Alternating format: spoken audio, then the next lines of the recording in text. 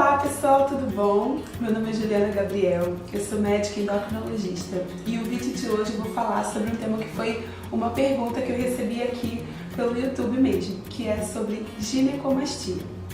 Bom, o que é a ginecomastia, né? A definição de ginecomastia é a presença de tecido glandular mamário, ou seja, da mama, no homem, que é, na verdade, onde ele não deveria estar acontecendo, né? E por que isso acontece? Então, na verdade, a ginecomastia ela pode indicar um desbalanço entre os hormônios no corpo do homem, né, feminino e masculino. Vou explicar melhor. O que acontece? O hormônio que estimula os ductos mamários, as glândulas mamárias a crescer, a aumentar, é o hormônio feminino chamado estrogênio. O hormônio masculino, a testosterona, ele não tem efeito sobre a mama nesse sentido de aumentar, muito pelo contrário, ele tem um efeito até de reduzir a mama, que o que acontece com mulheres que têm aí as situações onde ela tem excesso de testosterona, inclusive a mama pode reduzir. Acontece que toda situação onde você tem um excesso de testosterona, essa testosterona, que é o hormônio masculino, ela precisa ser degradada pelo corpo, porque o corpo ele entende que ele não quer aquele excesso, né?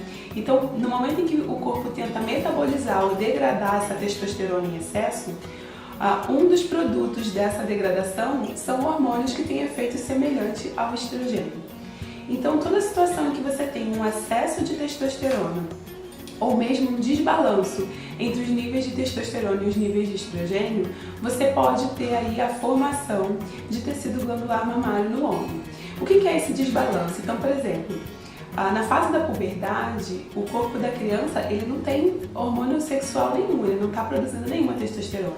E quando o menino ele começa a entrar em puberdade, ele começa a aumentar a produção dessa testosterona para poder fazer o desenvolvimento do seu corpo. E nesse momento, um corpo que não estava adaptado àquela quantidade de testosterona recebe, para alguns meninos isso acaba sendo excessivo, metabolizado de uma forma errada e ele pode ter um pouquinho de ginecomastia ao longo do desenvolvimento puberal. A ginecomastia que a gente chama de puberal, que é essa que acontece durante a puberdade, ela é a mais frequente, ela é benigna, em muitos casos ela se resolve espontaneamente com o final do desenvolvimento puberal, mas tem casos que não regride e aí você precisa fazer um outro tipo de tratamento, né? Um tratamento cirúrgico ou mesmo um tratamento medicamentoso nos casos muito dolorosos, enfim, é um outro tipo de acompanhamento. Quando a ginecomastia acontece nessa fase da vida, a gente tende a grande maioria dos casos é benigno, é lógico que a gente precisa investigar, ver se está tudo bem, se é isso mesmo, mas a gente tende a, enfim, aguardar o final da puberdade e indicar o tratamento, mas de uma forma um pouco mais tranquila.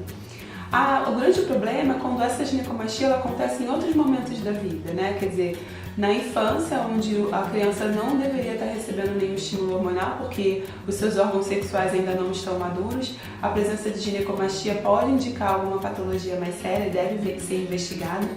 Da mesma forma, um homem adulto e principalmente o homem idoso.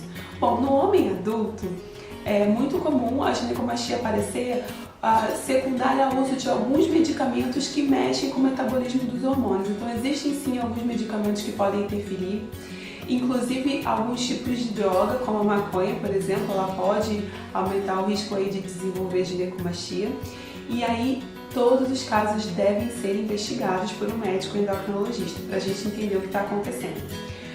Pode existir caso aí que não tem doença grave? Pode existir, mas é bom a gente investigar e entender o que está acontecendo com o corpo, porque não é uma fase que normalmente a gente vê, né?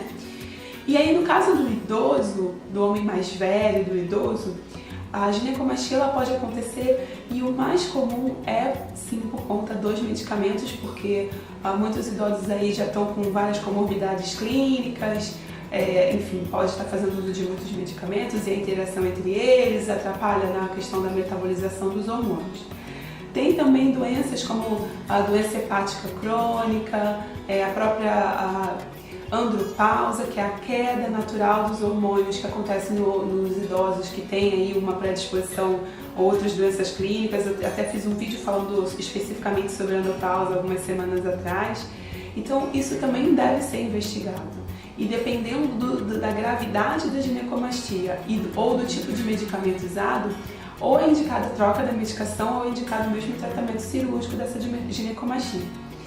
Então, eu acho que o recado final desse vídeo é o seguinte: a ginecomastia, quando ela é durante a fase da puberdade, a maior parte das vezes ela é fisiológica, ela pode acontecer.